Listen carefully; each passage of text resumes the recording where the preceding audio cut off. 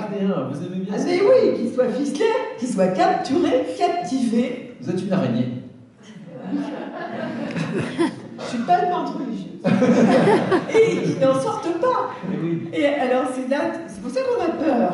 Parce qu'il faut. On est dans la situation aussi de Scheherazade, mon héroïne préférée, ou avec Alice. Parce que Scheherazade, son problème, c'est quoi? Elle a dit le sultan tue ses épouses dès que la nuit de noces est finie. Elle a dit non, non, moi je vais sauver le royaume, je vais y aller. Vous allez voir, il va pas tuer, il va pas me tuer. Tout le royaume est consterné, les parents, tout ça. Elle y va. À la fin de la nuit de noces, il n'a pas tué. Comment? Parce qu'elle a commencé un récit. Après avoir fait l'amour avec lui, évidemment, il ne faut pas se priver quand même des choses fondamentales de la vie. Et là, avant que l'aube arrive, elle commence un récit. Et il est si captivant qu'il est pris, mais elle prend soin de ne pas le finir au moment où l'eau se lève. Elle garde la clé, et c'est ce que vous dites. Et voilà. Et lui dit, bon, ben, il ne la tue pas déjà, il ne pas la tête, c'est déjà tout appris. Et il lui dit, tu me racontes la suite de ma rebelote. Alors c'est plus compliqué. Alors, très séduisant, donc amour, nanana, suite de l'histoire, mais hop, elle n'est pas finie. Et vous savez bien que ça va durer 1001 nuits. Et à la 1001e, il a compris.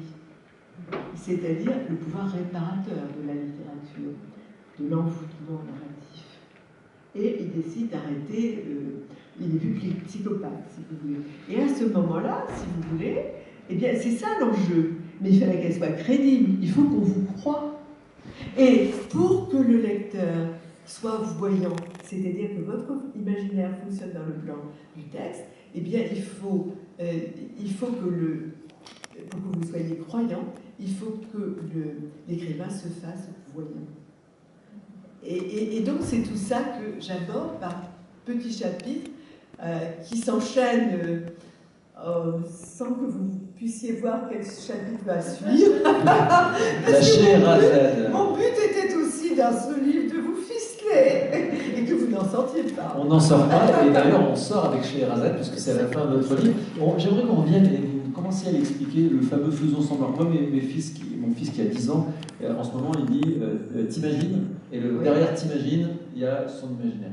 Mais vous parliez d'un accident, j'aimerais que vous le racontiez avec votre ami. J'ai tous fait ça.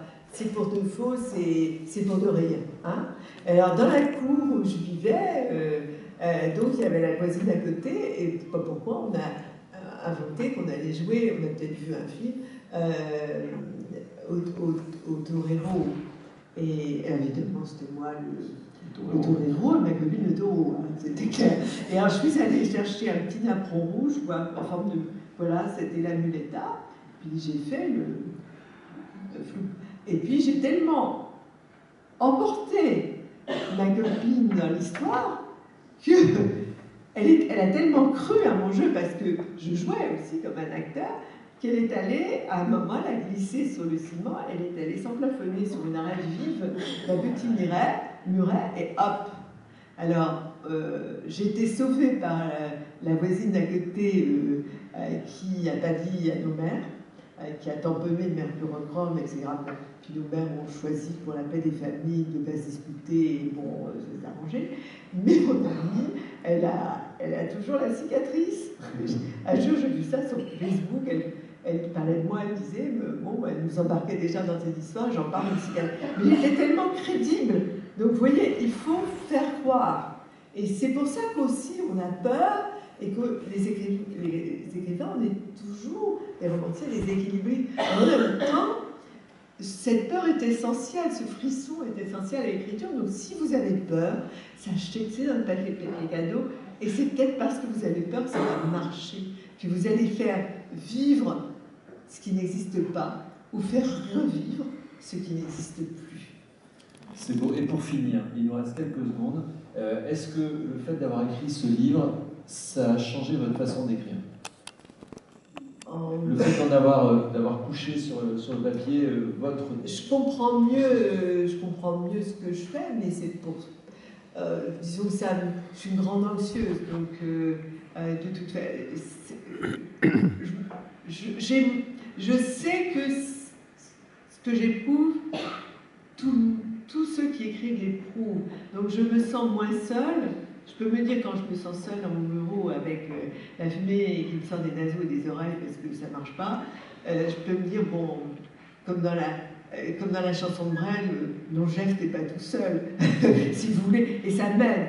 Mais ça m'a rendue plus aventureuse, ça m'a donné envie de me lancer un autre défi, et ça m'a fait comprendre que j'ai l'écriture chevillée au corps, et comme l'avait dit la maman d'une jeune fille que je bombardais de lettres, et du coup la mère avait lu mes lettres en se disant j'étais dans la France des années 60, hein, qu'est-ce qui se passe, ma fille reçoit des tas de lettres. Elle était revenue après avoir lu mes lettres dans la chambre de sa fille en disant ta copine elle finira en écrivant.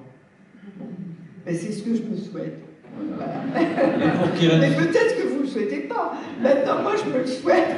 Mais j'ai le bonheur de penser que mes rêves, vous pouvez peut-être les partager. Voilà. Et je vous invite à rassurer Irène Frein tout de suite, place de l'Hôtel de Ville, en venant la rencontrer. Évidemment, elle adore ça. Donc, c'est place de l'Hôtel de Ville tout de suite avec les autres auteurs du festival. Merci beaucoup, Irène Frein.